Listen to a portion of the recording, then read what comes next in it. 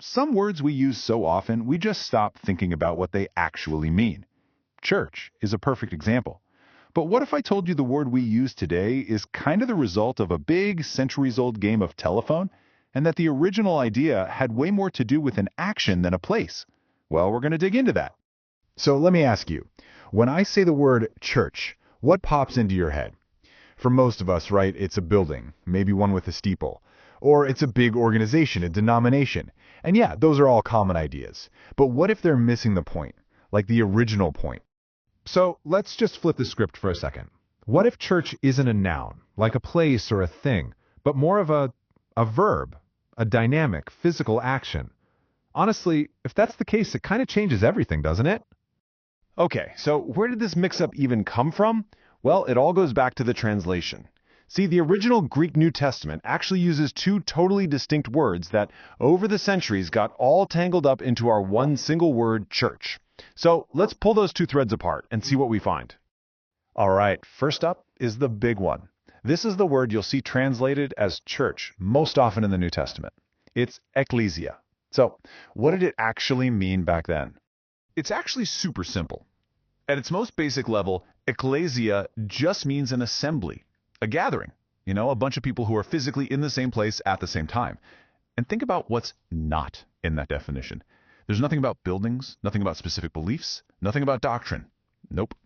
It's all about just being there, together. And if you want proof of just how literal this is, check this out. It's pretty wild. In the book of Acts, the writer uses this exact same word, ekklesia, to describe, wait for it, a pagan riot. Seriously, a chaotic mob gathered in a theater.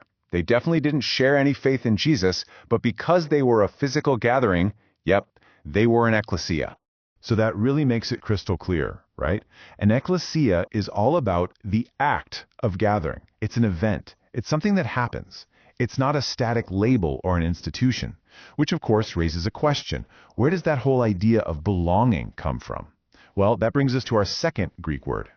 Okay, the other piece of this puzzle is a word called kyriakós. Now this one also gets kind of smushed into our modern idea of church, but you're about to see its focus is completely different. This one's really straightforward. Kyriakós is an adjective, and it just means belonging to the Lord. That's it. It's all about ownership. It's a label that says, hey, this thing, it belongs to the Lord. And what's interesting is this word only appears a couple of times in the entire New Testament, and when it does, it's always describing something. For example, you have the Lord's Supper. What does that mean? The supper that belongs to the Lord? Or you have the Lord's Day, the day that belongs to the Lord. See the pattern? It's all about possession. So let's put it all together. Ekklesia is about the action of gathering together.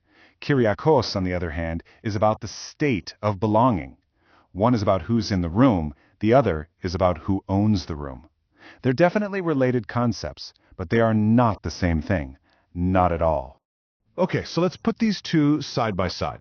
I think when you see them together, it just clicks. You can really see the difference, and it makes it obvious how we ended up blending them into one. And here we go. It's so clear when you see it like this. You've got ekklesia over here, a physical gathering defined by presence. Then you have kyriakós over here, belonging to the Lord, defined by ownership. Our modern word church, it's basically us trying to cram both of these distinct ideas, and a bunch of other stuff, honestly, into one single word. So what's the big takeaway from all this?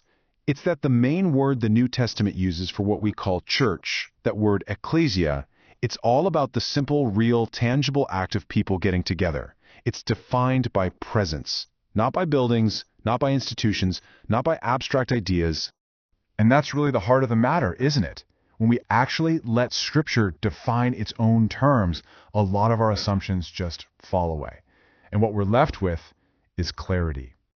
So this leaves us with a really interesting question to chew on. If the original concept of church was all about the action of just showing up, of being physically present with other people, well, how does that change how we think about community? What does it really mean for us to gather together today? Something to think about. Thanks for digging into this with me.